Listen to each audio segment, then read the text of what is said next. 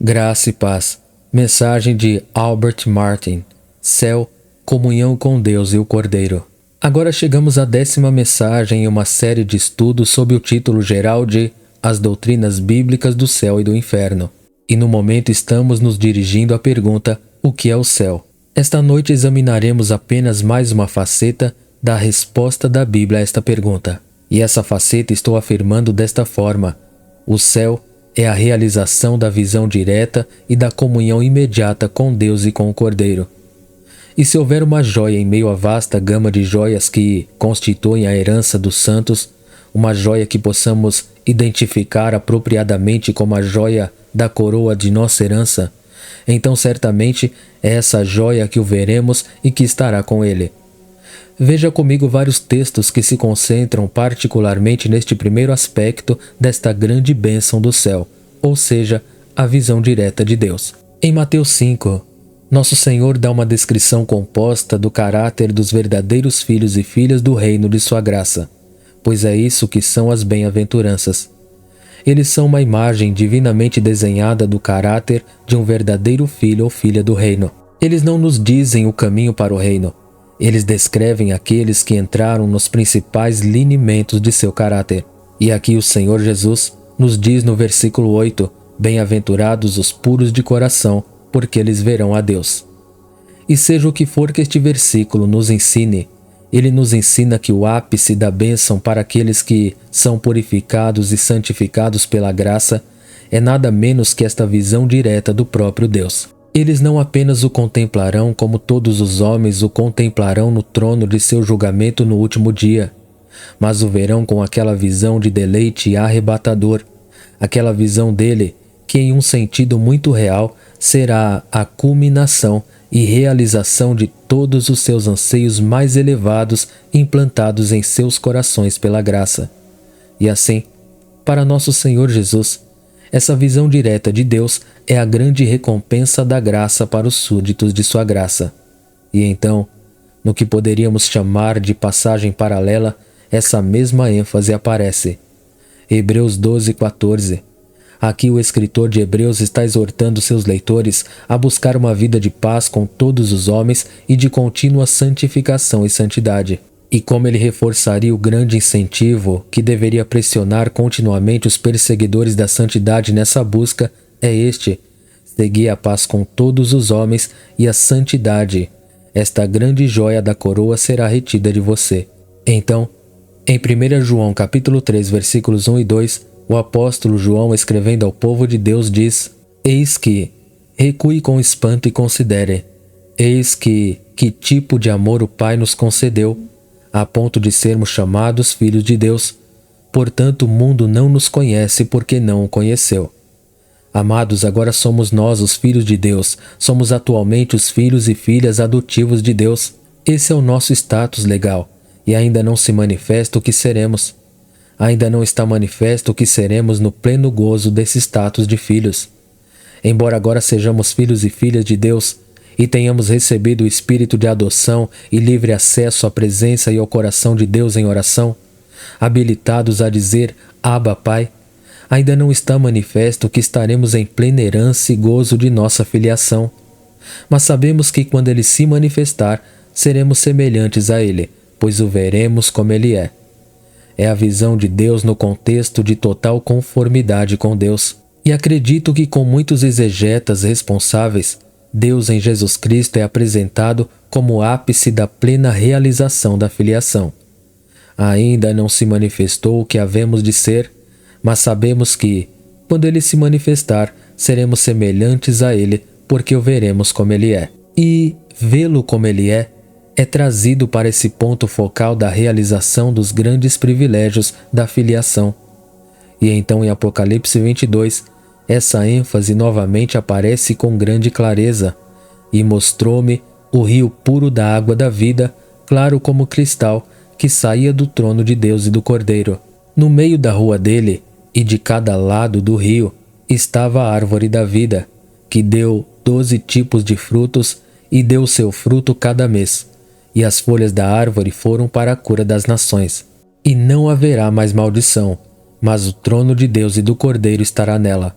e os seus servos o servirão e verão a sua face, e o seu nome estará nas suas frontes. Versículos 1 a 4.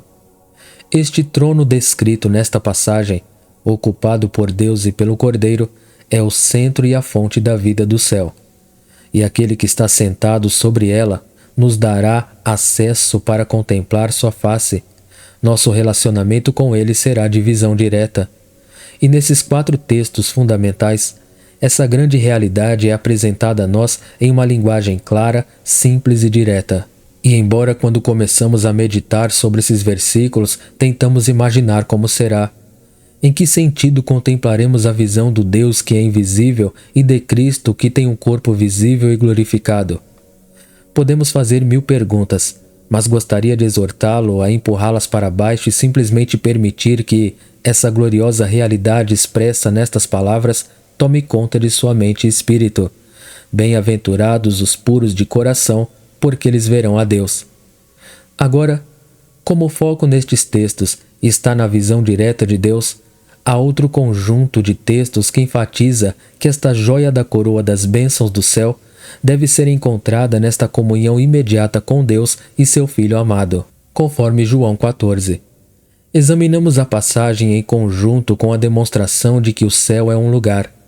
Agora vamos voltar e olhar para isso sob outra luz, pois essa não é realmente a ênfase dominante da passagem. O Senhor Jesus predisse que ele se afastaria de seus discípulos. Isso encheu seus corações de tristeza, com perturbação. E nosso Senhor diz: não se turbe o vosso coração, credes em Deus, crede também em mim. Na casa de meu Pai há muitas moradas, se não fosse assim eu vos teria dito: vou preparar-vos lugar. E se eu for preparar-vos lugar, voltarei e vos receberei para mim mesmo, para que onde eu estiver estejais vós também. Versículos 1 a 3. Você vê a ênfase? A ênfase recai não tanto sobre a mente que está preocupada com quais são as moradas preparadas, mas aquele que nos levará a si mesmo para estar nessas moradas. E se eu for e vos preparar lugar, voltarei e vos receberei para mim mesmo, onde eu estou. E agora todas as moradas, por assim dizer, desaparecem ao fundo e a questão central é esta: onde eu estou, vocês também podem estar. Novamente, vemos essa ênfase na passagem da grande ressurreição em 1 aos Tessalonicenses 4. O apóstolo está escrevendo para confortar os enlutados tessalonicenses que perderam entes queridos. De alguma forma, o ensino tem flutuado sobre o fato de que os santos que estiverem vivos no retorno de Cristo serão santos de primeira classe e irão para o céu no compartimento de primeira classe, e os santos mortos serão de segunda ou terceira classe. E ele está escrevendo para corrigir essa noção antibíblica. Então ele dá esta instrução começando com o versículo 13. Mas não quero que sejais ignorantes, irmãos, a respeito dos que dormem, para que não vos entristeçais como os outros que não têm esperança. Então ele dá esta instrução específica sobre a prioridade da preocupação de Cristo com respeito aos seus santos mortos. São os mortos em Cristo que ressuscitarão primeiro. Eles receberão a primeira atenção, não os santos vivos. E depois de dar algumas dessas instruções, ele nos leva ao que é a bênção culminante para os santos mortos e vivos no retorno do Senhor. O que é isso? Versículo 17. Então nós, os que ficarmos vivos, seremos arrebatados juntamente com eles nas nuvens a encontrar o Senhor nos ares. E vi um novo céu e uma nova terra, porque o primeiro céu e a primeira terra foram passados, e não havia mais mar. E eu, João, vi a cidade santa, a nova Jerusalém, descendo do céu da parte de Deus, preparada como uma noiva adornada para seu marido. E ouvi uma grande voz do céu que dizia: Eis o tabernáculo de Deus está com os homens e habitará com eles, e eles serão seu povo, e Deus, Ele mesmo estará com eles e será seu Deus. Deus habitará com eles, o próprio Deus estará com eles.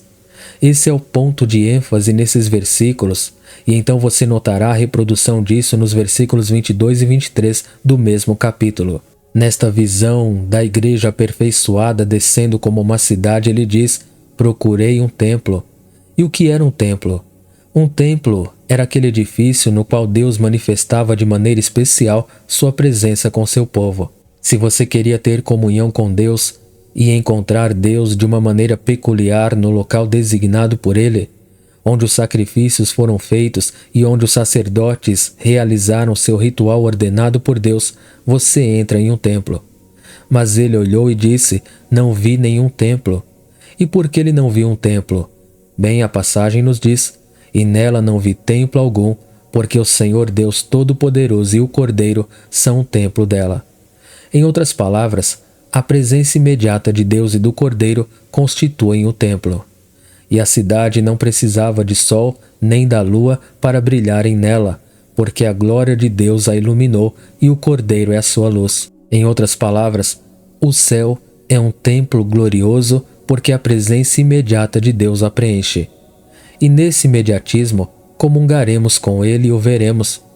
Então um texto, pelo menos à luz do meu entendimento atual, desenha lindamente essas duas vertentes juntas. É encontrado na oração sacerdotal do Nosso Senhor em João 17. É por isso que tratou as duas coisas juntas, esta visão direta de Deus e esta comunhão imediata com Deus como a joia da coroa das bênçãos do céu. Observe a oração de Nosso Senhor em João 17, 24. Richard Baxter disse sobre este texto: eu não gostaria que este texto fosse deixado de fora da Bíblia. Em outras palavras, se alguém dissesse a Richard Baxter: eu lhe darei mundo se você me deixar recortar este texto, ele diria: pegue seu mundo, mas me dê este texto. E este é o texto: Pai, desejo que também aqueles que me deste estejam comigo onde estou, comunhão, para que possam contemplar a minha glória, visão que tu me deste. É com isso que nosso Senhor está comprometido em sua intercessão sacerdotal por seu povo. Ele não está apenas orando para que sejamos guardados do maligno. Ele não está apenas orando por todas as outras coisas que nos são dadas nesta passagem e que aprendemos inferência de outras passagens. Mas ele está orando pela bênção culminante de nossa redenção, quando seremos levados ao lugar onde ele está e para que possamos contemplar sua glória, para que possamos vê-lo como ele é. Agora, tendo estabelecido nas Escrituras a proeminência desta esperança da visão direta e comunhão imediata com Deus e com o Cordeiro como a joia da coroa, a grande bênção do céu, deixe-me apenas apontar várias características desta visão e desta comunhão. A primeira coisa que aprendemos sobre esta visão é que ela será uma visão precisa. Há muito pouco que ousamos dizer sobre isso, mas isso podemos dizer à luz de 1 Coríntios 13:12. Por enquanto vemos. Todo verdadeiro crente vê. Ele não é mais um pecador cego. Uma vez ele não viu a glória em Cristo. A única coisa que chamou sua atenção foi o mundo e seu brilho, a carne e o que ela tinha a oferecer. O pecado e um mundo sórdido eram as coisas que enredaram seu coração, mas seus olhos foram abertos para contemplar o suficiente da glória em Cristo para provocar o divórcio do pecado e do mundo e um apego a Jesus Cristo na fé. Mas toda essa visão no seu ponto mais intenso de percepção espiritual é de acordo com esta passagem. E lembre-se, este é um homem que foi até mesmo apanhado em terceiro céu e ouvimos coisas ilícitas de serem proferidas. Ele diz: nós, eu junto com vocês crentes coríntios, vemos através de um vidro, obscuramente, em um enigma. Um dos comentaristas que escrevem sobre as imagens aqui escreveu o seguinte: nosso presente compreender é como olhar para um espelho de metal primitivo com seu reflexo imperfeito. Mas então na próxima vida veremos face a face. Como esses espelhos foram feitos em Corinto, os leitores de Paulo entenderiam rapidamente o ponto.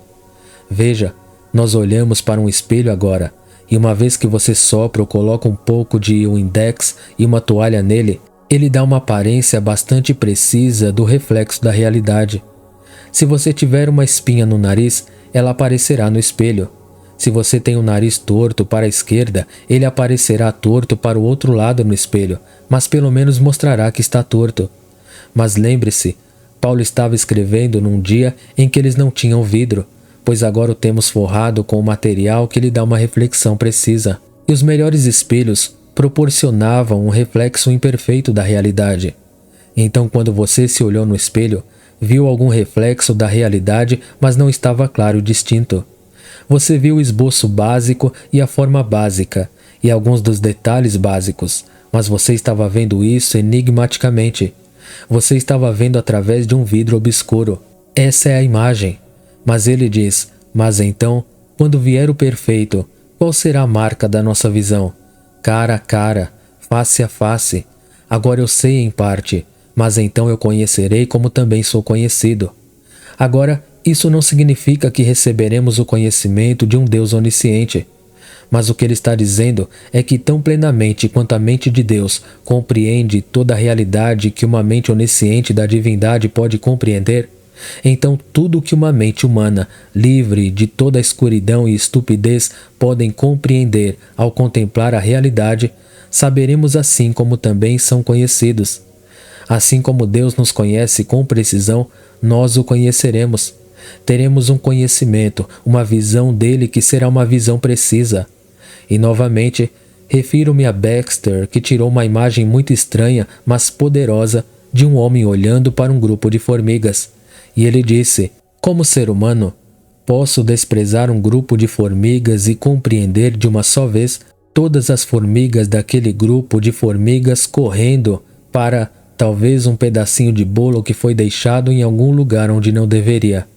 Mas ele disse: essas formigas são criaturas semelhantes. Elas não têm conhecimento de mim. Elas não podem me compreender como um ser humano, embora tenhamos isso em comum.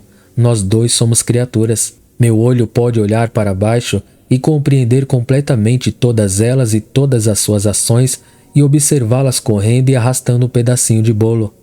Ele disse: agora, se os semelhantes puderem manter uma distância entre eles, tal que as formiguinhas não podemos sequer compreender um semelhante, não deveríamos ficar surpresos por criaturas terem problemas para compreender um Deus infinito. Deus é infinito, e mesmo quando vemos com precisão, veremos como criaturas. Mas não veremos mais como criaturas com visão turva, com linhas indistintas. Veremos face a face. Será uma visão precisa. E então, quanto à comunhão, será comunhão ininterrupta com o nosso bem-aventurado Senhor. Não há pecado para entristecer o espírito e nos afastar dele. Nenhum mundo mau para distrair e nos seduzir e, por assim dizer, colocar partículas de poeira e cinzas em nossos olhos, que quando desejamos contemplar sua beleza, não podemos ver claramente. Sem diabo e espíritos malignos para nos oprimir e atacar, e nenhuma fé para ser aperfeiçoada pela prova do senso de uma retirada de Deus. Existem muito poucas provações de fé mais severas nesta vida do que a provação de fé que chega a um santo quando Deus retira a consciência sensível de sua presença. E esse santo é chamado a andar com confiança nua na palavra de Deus, com nenhum grama de conforto. Mas você vê quando a fé se torna visível, a fé não mais tem que ser purificada pela retirada da presença sensível de Deus e pela comunhão sentida com Ele. Não haverá nada além dos intermináveis raios do meio-dia de sua glória e sua comunhão derramada em nossas almas naquele meio-dia eterno daquele lugar onde não há noite, e o Cordeiro é a sua luz. Então, embora eu não possa sustentar isso a partir de um texto, é uma convicção que acredito que nasce de uma sensibilidade geral às Escrituras, não apenas por uma visão precisa, em contraste com a nossa agora limitada visão imprecisa. Será uma comunhão ininterrupta em oposição à comunhão que agora experimentamos. E isso vai ser uma visão e uma comunhão expansivas.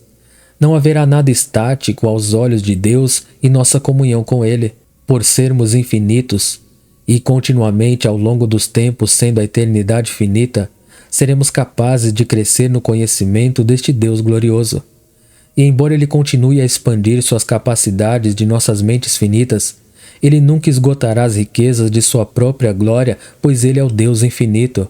Não admira que os escritores que contemplaram isso escreveram as seguintes palavras: como todos os prazeres fluentes da terra eram uma semente invernal, o próprio céu senti, escuro como seria a noite.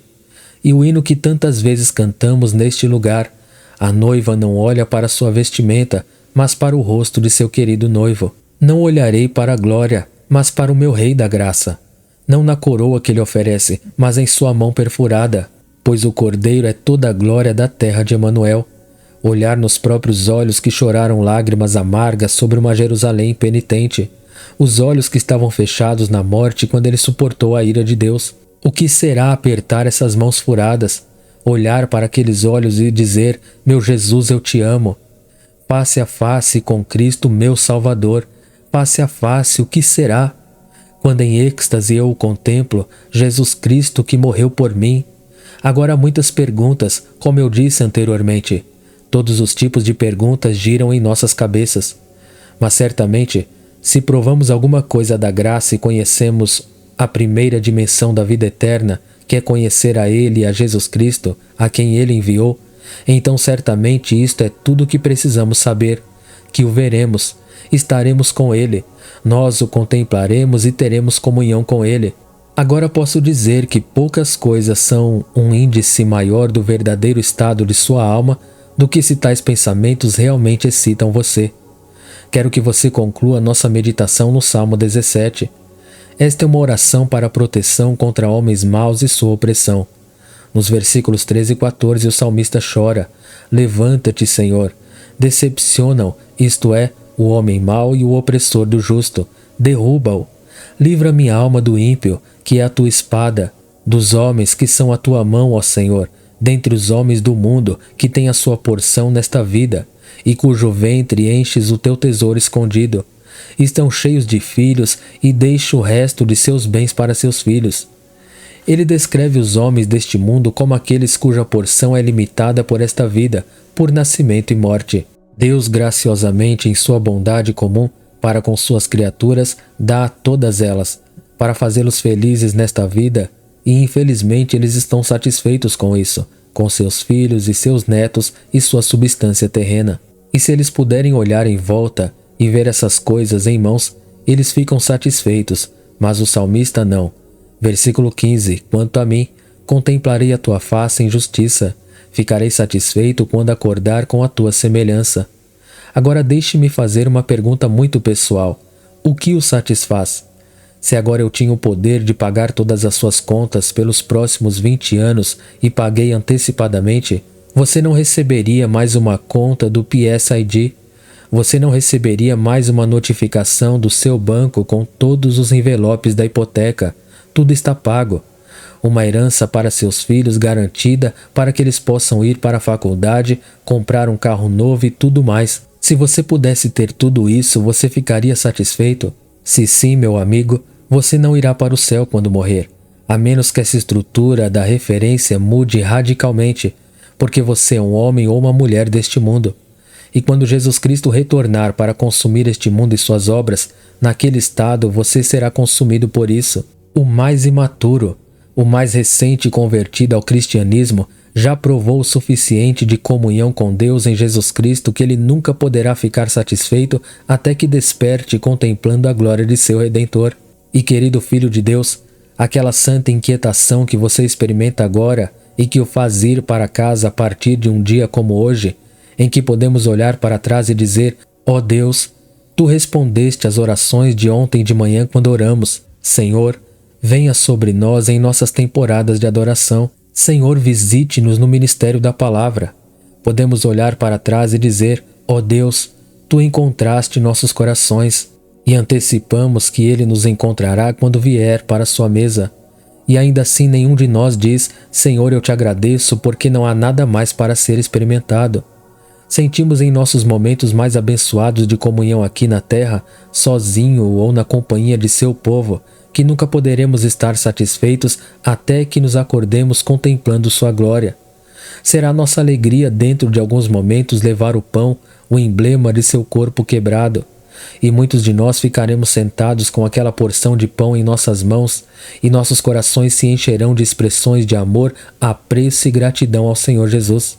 E pegaremos a taça, e essa mesma gratidão crescerá dentro de nossos corações.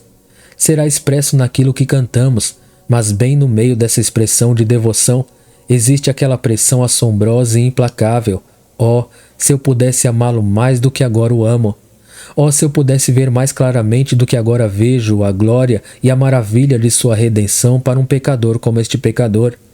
Meu amigo, Você não vai ficar satisfeito se você é um verdadeiro filho de Deus até vê-lo como ele é.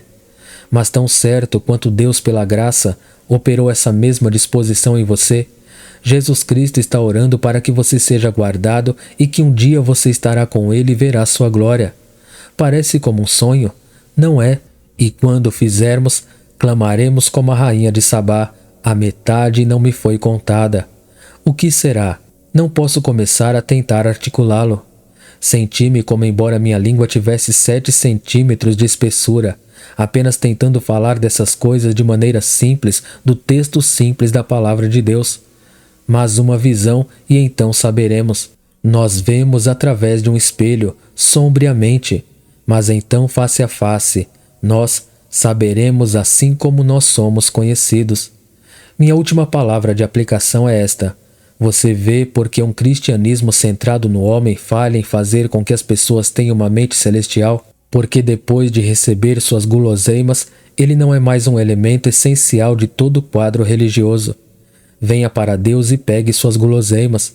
Tudo bem, agora vá e faça o que quiser. Uma das tragédias do evangelicalismo atual é que ele é tão pouco marcado pela mentalidade celestial. Considerando que quando lemos a palavra de Deus, encontramos repetidamente a perspectiva do povo de Deus, conscientes de que são peregrinos de passagem para outra terra, para outro lugar. É a imagem que Deus dá do seu povo. Que Deus encha nossos corações com anseios santos, mesmo quando novamente esta noite tomamos as melhores coisas que Ele nos deu, até que possamos segurar suas mãos e olhar em seus olhos. Podemos pegar o pão porque Ele disse: tomai e comei em memória de mim. Não podemos olhar para as mãos que foram perfuradas, mas podemos olhar para o cálice em que Ele disse: beba em memória de mim. E como agora nos alimentamos dele pela fé, faremos isso até que Ele venha. E certamente o grito que irá sair de nossos corações à medida que temos um novo vislumbre dele aqui, mesmo através de um espelho sombriamente, mesmo assim, vem Senhor Jesus. Amém.